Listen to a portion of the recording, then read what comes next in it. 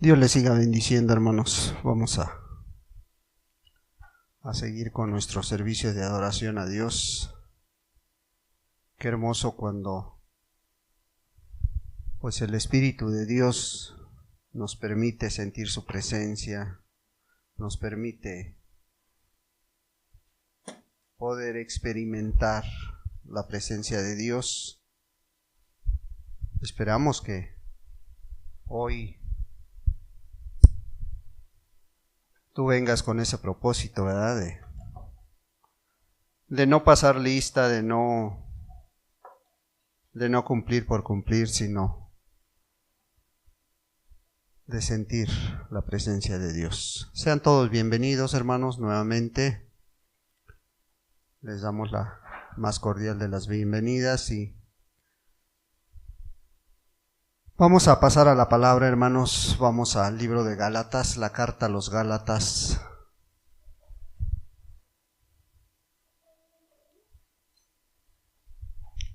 Gálatas capítulo 5.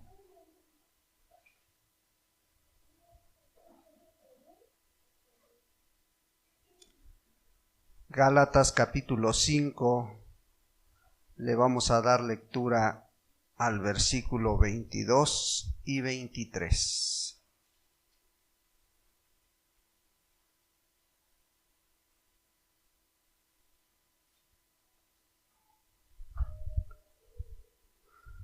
Dice la palabra de Dios: mas el fruto del Espíritu es amor, gozo, paz, paciencia, benignidad, bondad, fe, mansedumbre, templanza. Contra tales cosas no hay ley. Esto que acabamos de leer son los frutos del Espíritu. Son los frutos del Espíritu en una vida que conoce a Dios, en una vida que ha recibido a Dios, en una vida que tiene muy en cuenta a Dios para todo. Bueno, pues hoy vamos a dar inicio a este tema de los frutos del Espíritu y vamos a ir viendo cada uno de ellos. No sé cuánto tiempo nos tardemos, cuántas semanas nos tardemos. Vamos a ir viendo uno a uno los frutos del Espíritu. ¿Con qué propósito? Bueno, el propósito es para que tú veas si realmente tienes esos frutos. El propósito es para que tú te analices, tú te cheques.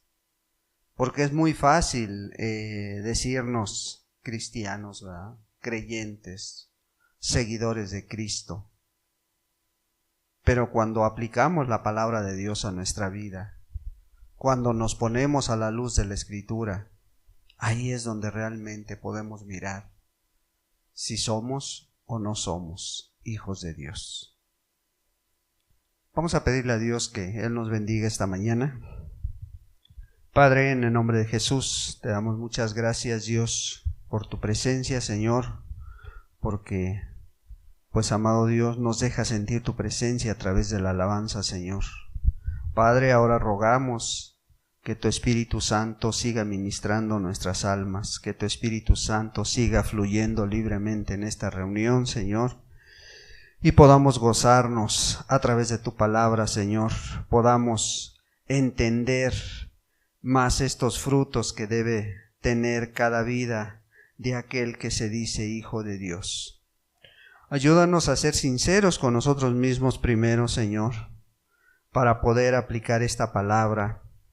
Ayúdanos a examinarnos a nosotros mismos si caminamos en la fe, si tenemos ese fruto del Espíritu del cual vamos a hablar hoy.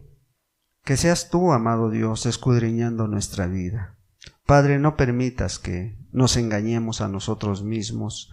No permitas, amado Dios, que sigamos a la mejor diciéndonos y no tenemos este fruto que tú estás demandando de cada uno, Señor.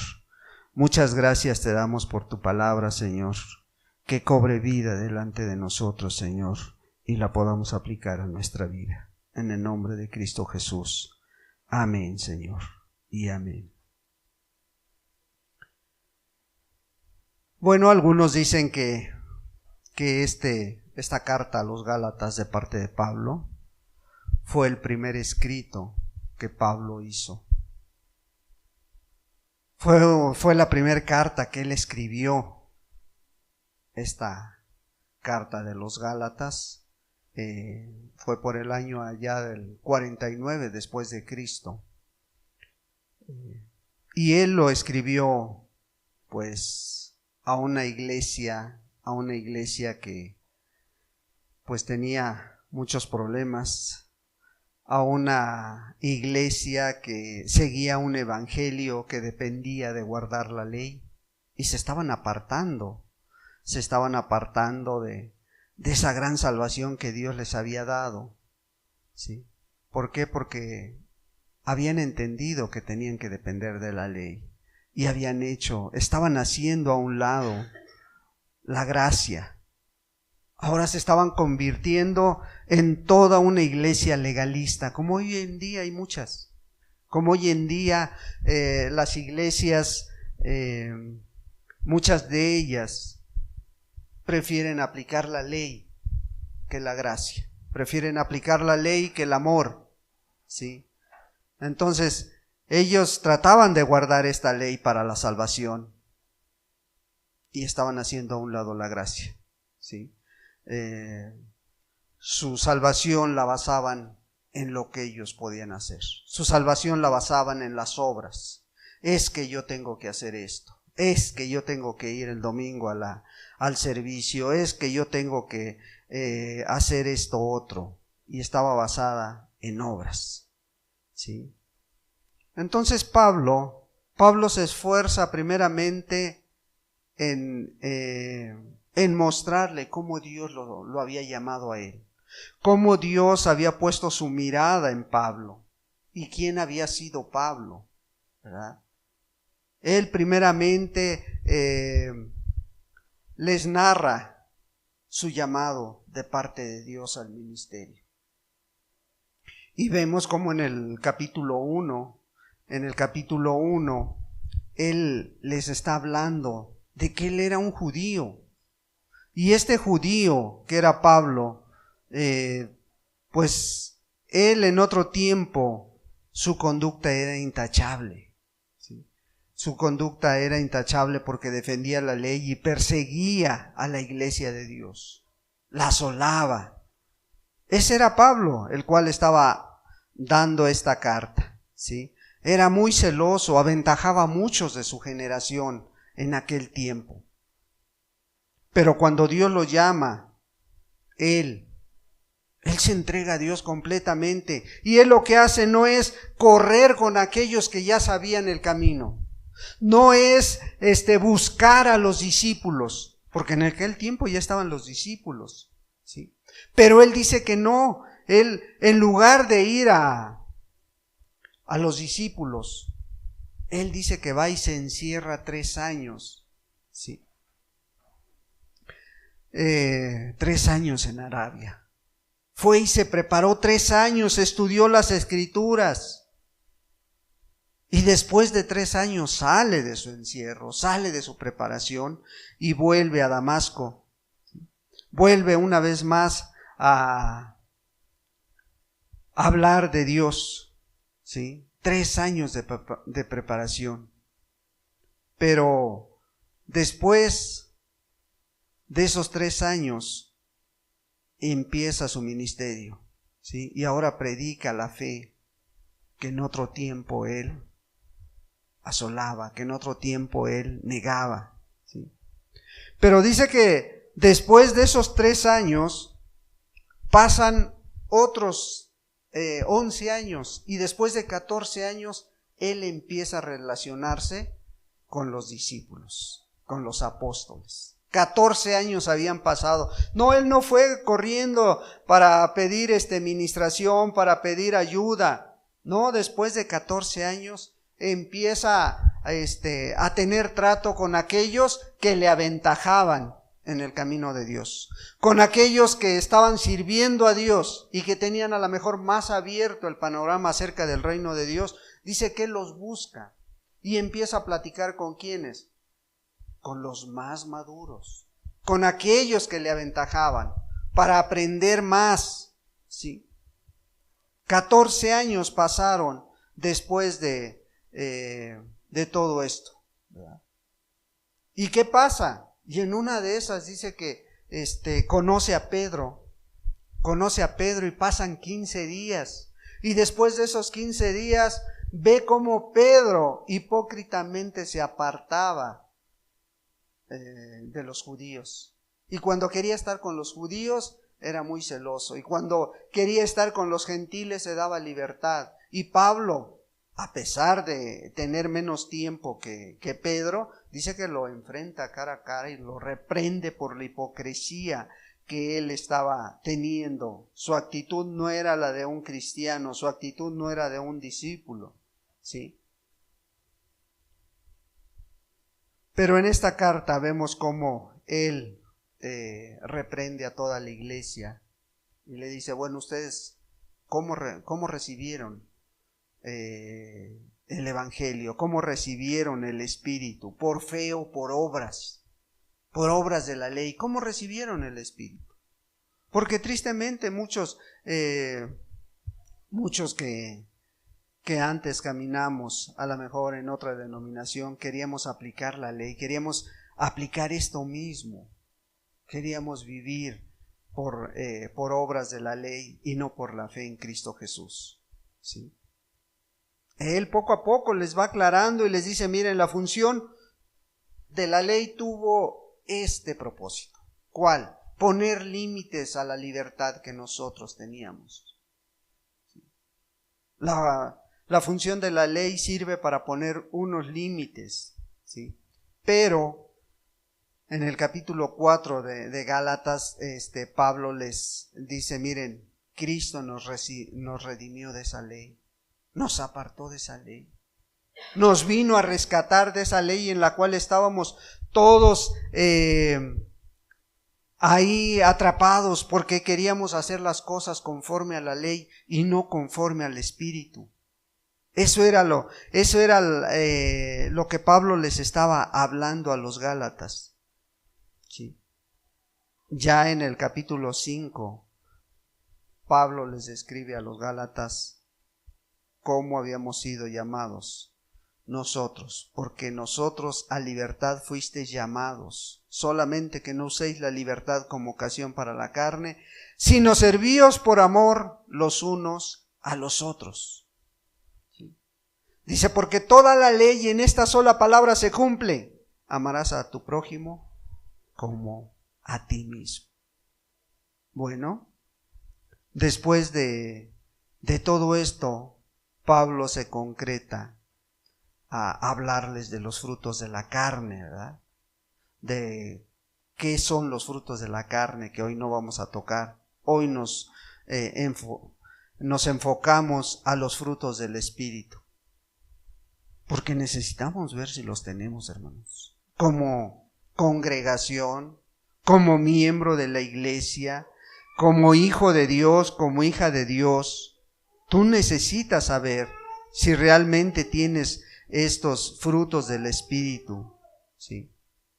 Así como ahí en Galacia no todos eran cristianos, pero sí todos conocían de la palabra. También hoy aquí a lo mejor no todos somos cristianos, pero sí la mayoría conocemos de la Escritura. Por eso estamos aquí. Por eso hoy quieres escuchar palabra de Dios. Por eso hoy has apartado un tiempo para escuchar este tema. Bueno, hoy vamos a mirar si tenemos esos frutos. Por eso empezábamos con los textos que tomamos como base, que a lo largo de estos no sé cuántas semanas nos llevemos, pero van a ser nuestra base. Mas el fruto del Espíritu es amor, dice. Hoy vamos a mirar, nos vamos a enfocar a este fruto del Espíritu, al amor, ¿sí? Pero si yo te pregunto, ¿qué es el amor, hermano? ¿Qué me contestarías? ¿Qué me contestarías, hermana? ¿Qué es el amor?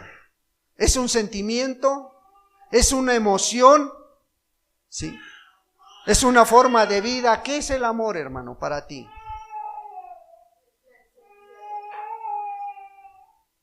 Pero en tu vida, sí, sabemos que esa es la esencia de Dios, ¿verdad? El amor es la esencia de Dios. Y si Dios es amor y tú tienes amor en tu vida, ¿qué es el amor para ti? Es un sentimiento. ¿Otro? Sí, es un fruto del Espíritu, pero ¿qué es? ¿Qué es en nuestra vida? ¿Cómo, perdón?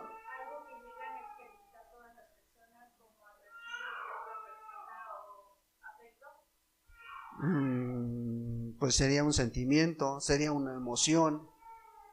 ¿Qué es, hermanos? ¿Qué es el amor? ¿Una emoción? Una acción. ¿Sí?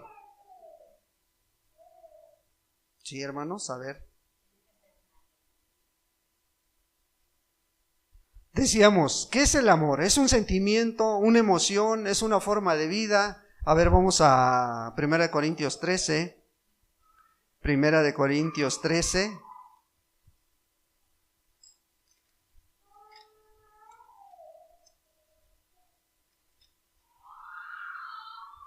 Y ahorita volvemos a preguntar, a ver si se les aclara. 1 Corintios 13, 4. ¿Sí? Le vamos a dar lectura hasta el 7. Dice, el amor es sufrido, es benigno, el amor no tiene envidia, el amor no es jactancioso, el amor no se envanece, no hace nada indebido, no busca lo suyo, no se irrita, no guarda rencor, no se goza de la injusticia, mas se goza de la verdad. Todo lo sufre, todo lo cree, todo lo espera, todo lo soporta. Entonces, ¿qué es el amor en una vida del creyente? Porque si vemos que Gálatas dice que el primer fruto del Espíritu es el amor. Ahora, ya viendo la definición que nos marca la Escritura, ¿qué es el amor, hermanos? Es una forma de vida, ¿verdad? Es una forma de vida, un estilo de vida que debería de tener ¿quién? El cristiano, el que conoce a Dios. Esto debería de ser un diario vivir, un estilo de vida, ¿sí? No puede ser un sentimiento, porque si es un sentimiento, a veces vas a estar arriba, a veces vas a estar abajo. Si es una emoción, pues pasa lo mismo, ¿verdad? Pero si es una forma de vida, un estilo de vida de aquel que conoce, de aquel que ama a Dios, ¿sí? Entonces vemos que según este pasaje es todo un estilo de vida de alguien que tiene el fruto del Espíritu en su vida. O sea, el cristiano. Ese cristiano que ha conocido a Cristo, que Cristo murió por él en la cruz del Calvario, que Cristo se dio por él. Entonces, ese debería de motivarnos, eso debería de llevarnos a amar a Dios, ¿sí? Y amar a nuestro prójimo. Y debería darnos más amor, sentir más amor. Ahora, de acuerdo a todo esto, nuestro amor, tu amor como creyente, como discípulo de Dios, como hija de Dios, ¿en quién debería estar centrado? En tu esposo, en tus hijos, en tu familia, en la iglesia. ¿En quién debería estar centrado? ¿Cómo? En Dios. Sí. ¿Por qué?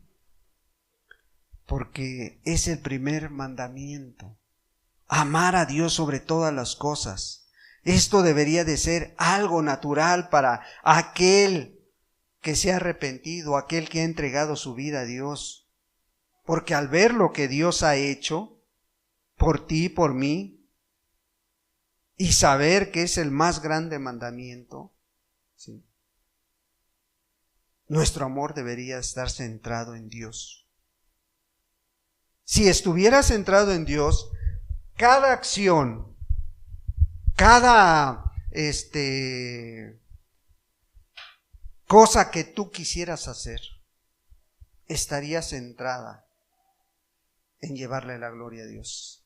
Tu pensamiento sería: ¿será agradable esto a Dios?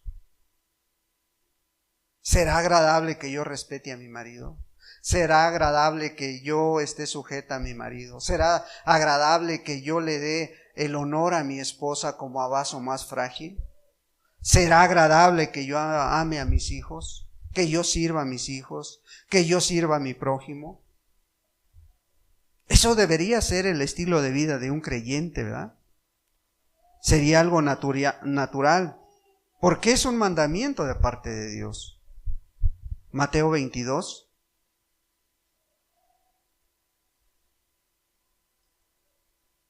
Mateo 22, versículo 37 y 38. 36 al 38. Maestro, ¿cuál es el gran mandamiento en la ley? Fíjate, le está preguntando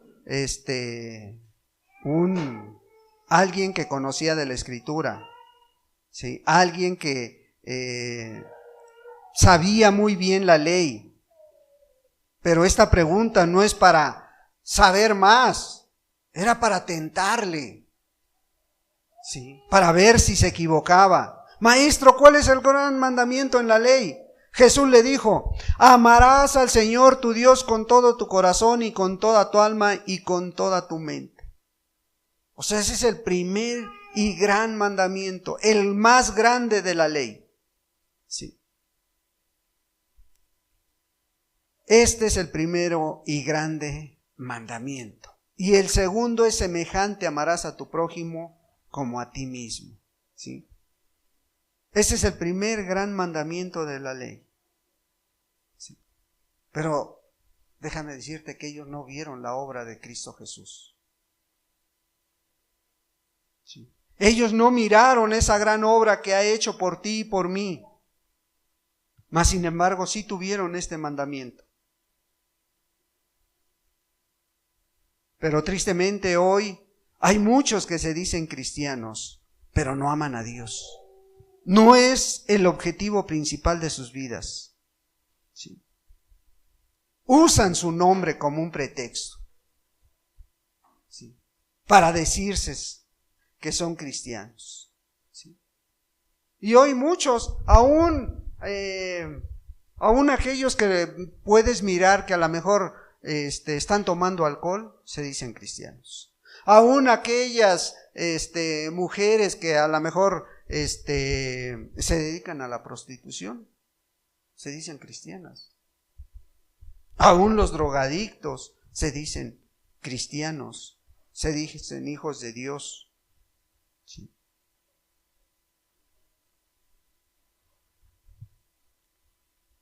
Pero muchos tristemente nada más toman el nombre de Cristo Jesús en vano. Toman el nombre de Dios como un pretexto. ¿Sí? Algunos otros que también se dicen cristianos, ¿qué pasa con ellos? Siempre se están quejando. ¿Por qué me pasa esto a mí? ¿Por qué sufro? ¿Por qué me enfermo? ¿Sí? ¿Por qué me está pasando esto? ¿Por qué no puedo salir adelante? ¿Por qué se me complican las cosas? ¿Sí? ¿Por qué me está sucediendo esto? ¿Por qué no encuentro un trabajo adecuado? ¿Por qué mi negocio no quiere funcionar? ¿Será porque realmente eres cristiano o porque no quieres tomar decisiones en tu vida? Y a lo mejor las estás tomando, pero el mundo no te va a dejar tan fácil. El mundo no te va a decir: sí, ándale, vete a servir a tu Dios. Cuando Moisés sacó al pueblo de Israel de las manos de Egipto, del pueblo de Egipto, no fue sencillo. Faraón lo tenía. Tuvieron que mandarle muchas plagas, muchas cosas pasar en su vida, y hasta el último, cuando Dios juzgó a Faraón a través de sus hijos, de sus primogénitos, fue cuando dejaron ir al pueblo de Israel. Fue cuando dejó ir al pueblo de Israel. ¿Sí? Pero muchos ahí están quejándose día y día. ¿Sí? Muchos confían más en lo que hacen, en las obras de la ley, en las obras de la carne. Confían más en su esfuerzo, confían más que en el sacrificio de Cristo Jesús que ya hizo por ti y por mí. ¿Sí?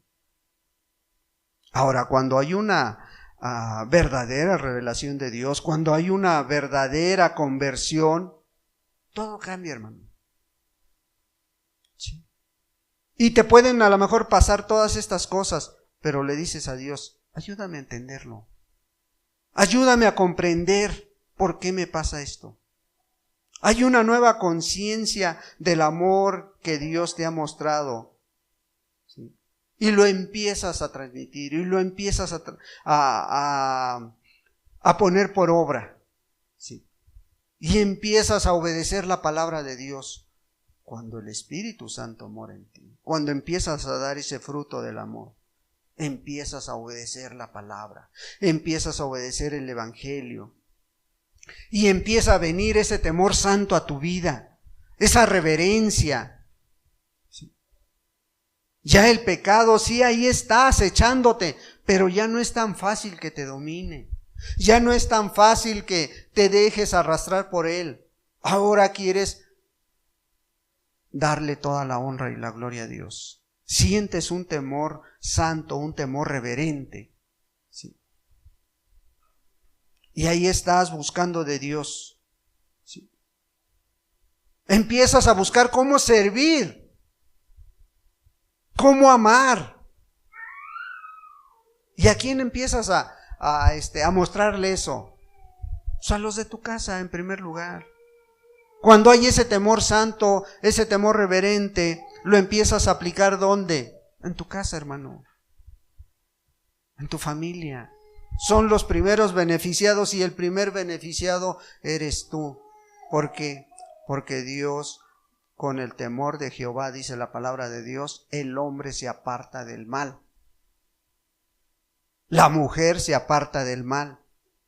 Antes te gustaba ser muy comunicativa, hoy lo piensas 2 veces. Antes te gustaba ser muy ligera, hoy lo meditas. Antes tu esposo le gustaba irse el viernes o el sábado que cobraba, irse a echar sus cervezas, hoy lo piensa, porque el temor santo ahí está. ¿Sí? Empieza a dar ese fruto el Espíritu Santo y empieza a amar a su familia. ¿Sí? ¿Pero por qué sucede esto? Porque vemos el amor de Dios que ha tenido para con nosotros. ¿Sí? No es que tú le hayas buscado. La palabra de Dios en Primera de Juan, capítulo 4, versículo 19, dice que nosotros le amamos porque Él nos amó primero. ¿Sí? No es que tú te hayas esforzado, no. No hay ningún mérito en nosotros. Todo el mérito y toda la honra y la gloria es para Dios. Nosotros le amamos porque Él nos amó primero. Sí. Y muchos descansan en eso, descansan en esa confianza. Bueno, pues si Él me amó primero, pues también me va a seguir amando hasta el final. Claro que Él te va a amar hasta el final, pero necesitas ser fiel, necesitamos ser fieles a Dios. ¿Por qué? Porque poco a poco el tiempo va acabando con ese primer amor que brota. Porque si no, no estuviera escrito en la Escritura. Ahí en la palabra de Dios. Ahí en Apocalipsis, capítulo 2, versículo 4 y 5. ¿Sí? Dice que le está reclamando algo a una iglesia. Esta iglesia era muy celosa. Esta iglesia tenía obras, predicaba la palabra de Dios, hacía muchas cosas, a lo mejor más que tú y yo. Pero Dios le dice en el versículo 4, pero tengo contra ti algo. Has dejado tu primer amor.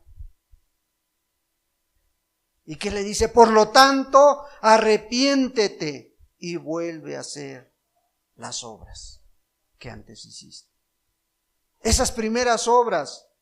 Bueno, entonces voy a salir a dar café, a dar tortas al hospital, voy a hacer... No te está diciendo este texto, no te está diciendo esto. Te está diciendo que vuelvas a restablecer la comunión, que te llenes de Dios. ¿Cuáles fueron las primeras obras que hicimos? O no sé cuáles hayan sido, pero yo lo primero que hice fue arrepentirme, doblar mis rodillas y pedirle a Dios para poder entrar en comunión con Él, para poder orar, para poder pedirle cosas, para poder que limpiara mi vida. Y también la otra cosa que hice fue empezar a tomar su escritura para leerla, para conocer más a Dios. Bueno, Dios le está reclamando a esta iglesia de Éfeso que había dejado todo eso. No es que no estuviera haciendo cosas, porque si tú lees los textos anteriores, le está diciendo que ella había tenido mucho celo, que ella hacía buenas obras. Pero tengo contra ti que has dejado tu primer amor. ¿Qué pasa cuando tú conociste a tu esposo o a tu esposa? ¿No querías pasar tiempo con él? ¿No querías estar platicando si podías toda la noche, toda la santa noche, si podías toda la tarde? ¿Estabas platicando? Pues así fue la relación primera que tuvimos con Dios. Platicabas y le contabas tus inquietudes. No sé si fue así tu primera relación con Dios, tu primer amor. El mío sí fue así. Sí. Y a mí me gustaba mucho leer el periódico en las mañanas, a la hora que estaba yo trabajando en el tianguis que trabajaba, compraba el periódico y todo. Y después, cuando conocí a Dios, me llevaba mi Biblia. El periódico quedó a un lado y empecé a leer la Biblia a todas horas. ¿Sí? ¿Por qué? Porque el primer amor ahí estaba, hermano. Ahí estaba, hermano. Ese era el primer amor que sentíamos por Dios. Sí. Entonces, vemos cómo el Espíritu va poniendo el primer fruto, que es el amor. ¿Sí? Ahora, tú te puedes mirar si tu amor está firme, está prendido, o si se está enfriando. ¿Cómo lo puedes ver, hermano? Muy fácil. ¿Cómo puedes mirar si tu amor se está enfriando? Pues, ¿cómo es tu obediencia a la palabra? ¿Cómo es tu temor a Dios? ¿Cómo es tu servicio? ¿Cómo es tu reverencia, tu alabanza? Sí. ¿Cómo es tu oración? ¿Cómo es tu lectura? Y ahí te das cuenta. Sí. ¿Cómo es tu actitud hoy? ¿Vienes a la reunión por amor o vienes por cumplir? Es que tengo que ir el domingo. ¿Sí? ¿Cómo es tu amor por los hermanos? Porque el Señor Jesús fue algo que Él empezó a mostrar. Juan, Evangelio según San Juan, capítulo 1, versículo 12. Evangelio según San Juan. Dice así: mas a todos los que le recibieron, a los que creen en su nombre, les dio potestad de ser hechos hijos de Dios. Si tú ya no eres cualquiera, ya eres un hijo, una hija de Dios. Sí. Entonces, ¿cómo está tu amor por la familia cristiana? Cuando nacemos de nuevo, somos injertados en esa familia que Dios nos da, en esa familia que mediante la fe en Cristo Jesús somos todos hijos de Dios. Sí. Pero hasta que nacemos de nuevo. Fíjate, Gálatas 3, versículo 26. Pues todos sois hijos de Dios por la fe en Cristo Jesús. Sí, a lo mejor no somos hijos o no somos hermanos de sangre, pero somos hermanos en Cristo Jesús, porque tú tienes fe y yo tengo fe. Ahora eres parte de esta gran familia. La pregunta es, ¿cuánto te das por ellos? ¿Cuánto oras por tus hermanos? ¿Cuánto te interesan sus luchas, sus necesidades? ¿Cuánto festejas sus logros? ¿Cuánto te alegras porque un hermano logró algo? Un hermano, a lo mejor en este tiempo de clausuras, a lo mejor alguien logró un hecho que a lo mejor en la familia o en esa familia no es muy común, una carrera, ¿sí? Logró graduarse de una escuela media superior, ¿sí? Entonces, ¿cuánto nos alegra eso? ¿Cuánto realmente le decimos gracias Dios por permitirle a mi hermano, a mi hermana esto? ¿Cuánto los amas? ¿Cuánto los ministras? ¿Ves que tu hermano ya anda arrastrando la cobija y no te acercas a él y le dices, hermano, pues vamos a orar? ¿O qué te pasa? ¿Cómo estás delante de Dios? ¿Sí? Y esto no es una sugerencia, hermano, es el fruto del Espíritu, dice la palabra de Dios. Es más, Cristo, ¿no fue un mandamiento de parte de Cristo para los discípulos? Juan 13.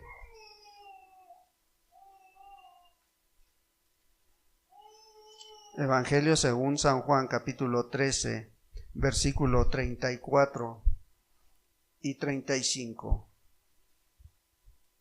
Un mandamiento nuevo os doy. Sí, no es una sugerencia, es un mandamiento nuevo de parte de Cristo Jesús. Que os améis unos a otros como yo os he amado, como unos a otros como yo os he amado. Que también os améis unos a otros.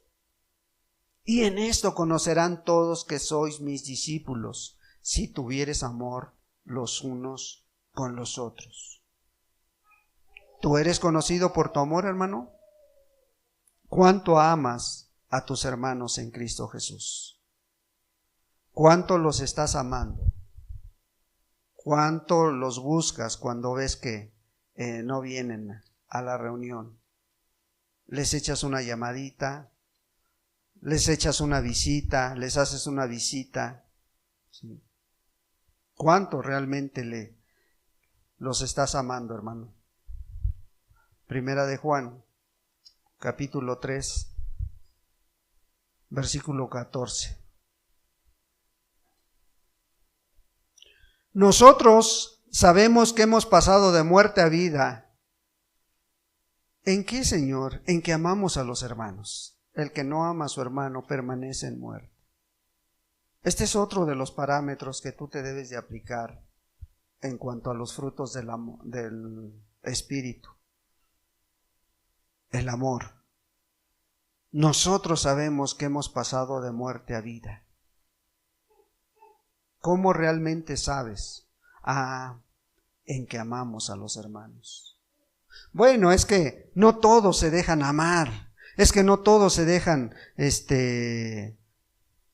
darse un buen abrazo. Pero ¿cuál sería entonces la diferencia de esta iglesia a otras? ¿Cuál sería la diferencia de esta congregación a otras congregaciones? ¿Sí? En otras congregaciones esto no lo llevan a cabo, porque aman a quienes los aman.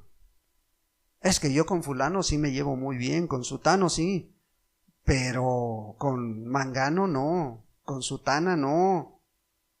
¿Sí? Por eso Pablo estaba tan interesado en la iglesia de los Gálatas, porque veía que todo esto lo estaban haciendo a un lado, ¿sí?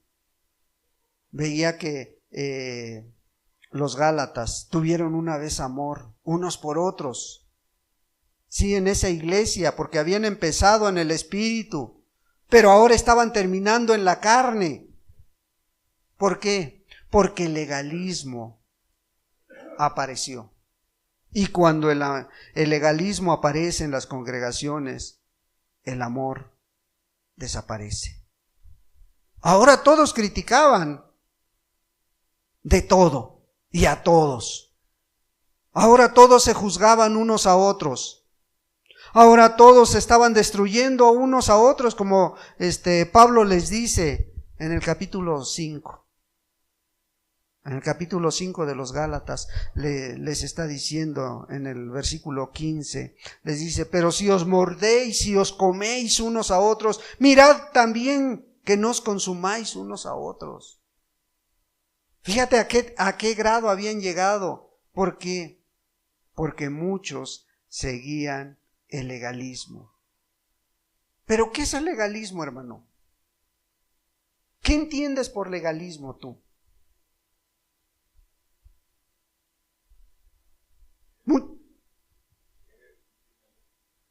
Que quieres cumplir la ley, ¿sí? Bueno, pero también entonces legalismo sería cumplir la ley de Cristo, ¿no? Ese legalismo sí valdría la pena, ¿no? Cumplir la ley de Cristo, amar a Dios sobre todas las cosas y a tu prójimo como a ti mismo.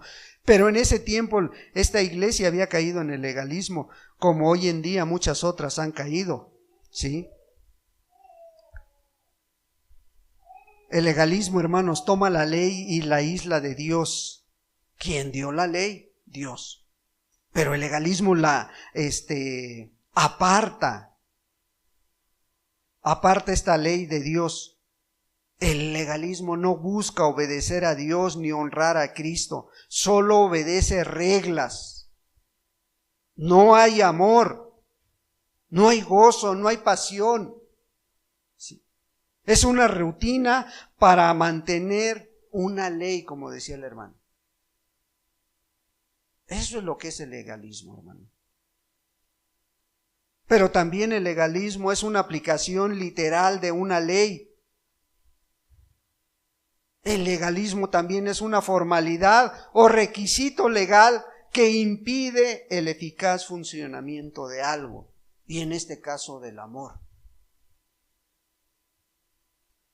El legalismo había aparecido en Galacia y habían dejado el amor a un lado.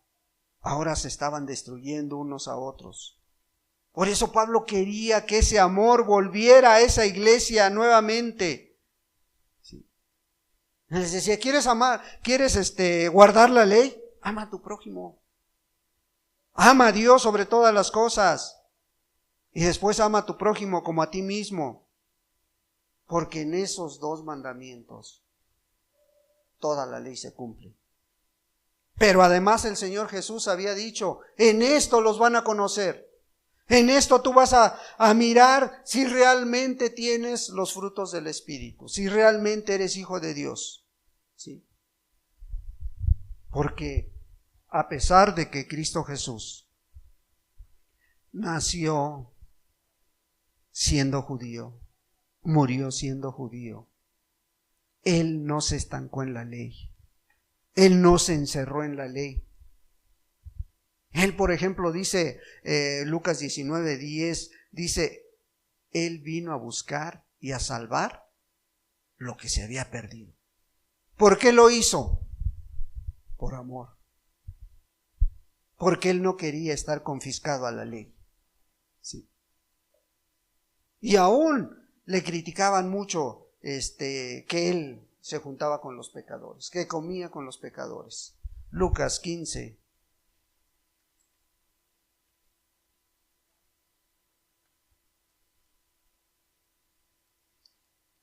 Lucas capítulo 15, versículo 2.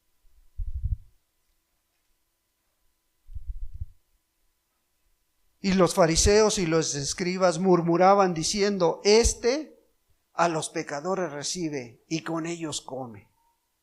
A eso vino Cristo. Cuando hay un propósito de amar y predicarle la palabra a alguien, ¿es lícito que convivas con ellos? Es lícito, Cristo lo hacía, pero con un propósito, ¿sí? Rescatarlos de esa vida que llevaban, mostrarles el amor que Él sentía por ellos. Y a tal grado lo hizo, que dice la palabra de Dios que no mirando tu condición. Romanos 5:8 dice que no mirando la condición de ninguno, sino que aun cuando tú y yo éramos pecadores, Cristo murió por nosotros. Cristo se dio por nosotros. Cristo murió en la cruz del Calvario, no mirando la condición de ninguno, que si eras borracho, que si eras adúltero, que si eras amargada, que no miró tu condición. Mas Cristo muestra su amor, que aun siendo pecadores, Cristo murió por ti y por mí. Sí. Ahora, ese amor que tuvo Cristo, ¿tú lo tienes? ¿Así amas a tu familia? ¿Así amas a los demás? Sí. Porque los cristianos llenos del Espíritu aman a los pecadores y los buscan. Y los buscan para mostrarles el camino de Dios. Y los ministran y dan de su tiempo y se esfuerzan. Y no importa que viajes, no importa que a lo mejor pongas de lo tuyo, no importa que gastes a lo mejor de tu propia gasolina, ¿para qué? Para mostrar el amor que Dios te ha dado y que ahora les quieres mostrar a ellos y que ahora les quieres dar a ellos. Ahora quieres compartir porque tienes ese fruto del Espíritu en tu vida, el amor. ¿Sí? Esto es una evidencia de una vida que Dios ha transformado. Esto debería de ser una realidad en todos aquellos que nos decimos hijos de Dios. ¿Sí? Porque el Espíritu Santo está produciendo su fruto en ti. Porque el Espíritu Santo ha puesto ese fruto del amor en tu vida. ¿Sí? Sí, ya sabemos, tu amor por Dios ese debe ser incomparable. Nadie puede llegar a ocupar ese lugar que Dios debe ocupar en tu vida. ¿Sí? Pero también tu amor debe de ser visto por tus seres queridos, por aquellos que te ven a diario, por aquellos que convives con ellos, o sea, tu familia. No es decir te amo, sino mostrarle con hechos, no simplemente con palabras. Tu familia debe de ver ese fruto del amor en ti. Sí. Tu iglesia debe de ver, si tú no eres miembro de esta iglesia, donde seas miembro, tu iglesia debe de ver ese vínculo perfecto que es el amor en ti. Porque si no, ¿a qué estamos jugando, hermano? ¿Sí? Tus compañeros de trabajo, esos que están bien perdidos, tus vecinos, tus compañeros de escuela, ellos también quieren ver ese amor que tú tienes o que dices tener. Quieren ver en hechos, no simplemente ya en palabras, porque de palabras mucha gente ya no las cree. ¿Cuánto te estás esforzando por compartir la palabra? Y a veces también tus bienes, porque a veces te encuentras cada necesidad que dices, ¿y ahora aquí cómo le hago? Ese es el fruto del Espíritu, hermano. Ese es el fruto del Espíritu que tú y yo tenemos o debemos tener en nuestra vida. Ese es el fruto del Espíritu que Pablo estaba diciéndole a los Gálatas. Mas el fruto del Espíritu es amor.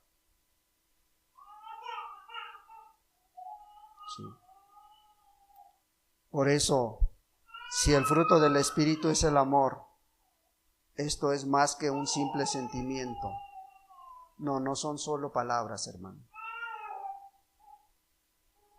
Es decir, es cierto, pero también es hacer. Son hechos concretos. Son hechos que te lleven a mostrar el carácter de Dios. Es toda una forma de vida, un estilo de vida de aquellos que se dicen hijos de Dios. Sí, debemos tener fe, debemos tener esperanza, pero dice que todo esto debe de estar en la vida del cristiano. Pero el mayor de todo esto es el amor. El amor es el mayor atributo en la vida del cristiano. Pues Cristo te dijo que por esto nos iban a conocer. Dice, por esto te van a conocer. Sí. ¿A quiénes, Señor? Aquellos que nos decimos hijos de Dios. Este es el primer fruto del Espíritu en alguien que ha nacido de nuevo, hermano. Sí. No puede ser menos. El estándar no es menos, hermano.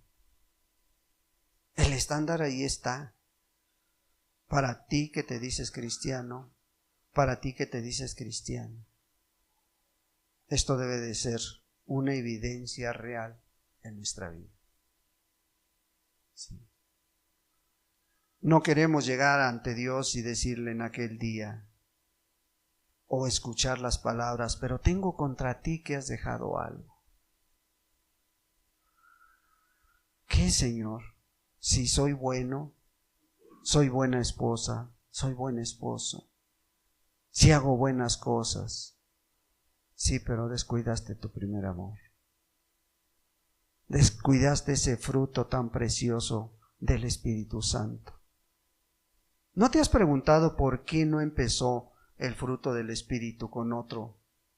A lo mejor con gozo, con paz, con paciencia, con benignidad, con bondad, o con mansedumbre, o con templanza.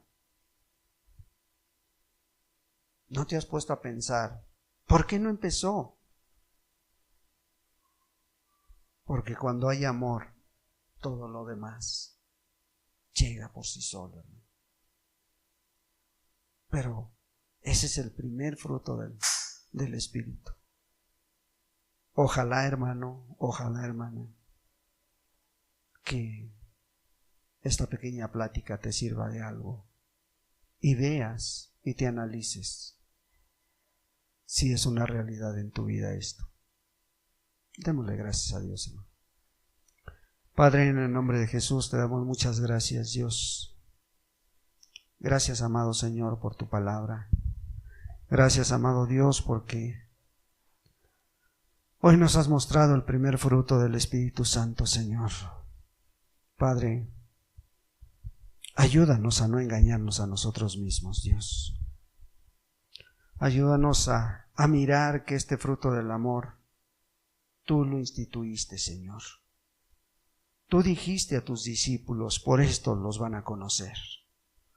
Tú dijiste, en esto los conocerán, Señor. Y te damos gracias, Dios. Gracias, Padre, porque esto no puede ser una emoción, no puede ser un sentimiento, Señor, sino puede ser, es un estilo de vida, Señor. Es una forma de vida en todos aquellos que nos llamamos tus hijos. Muchas gracias, Padre. Termina de explicar lo que no pude hacer, Señor, y que, amado Dios, nadie salga de este lugar, Señor, sin que tú hayas tratado con él. En el precioso nombre de Cristo Jesús. Amén, Señor, y amén.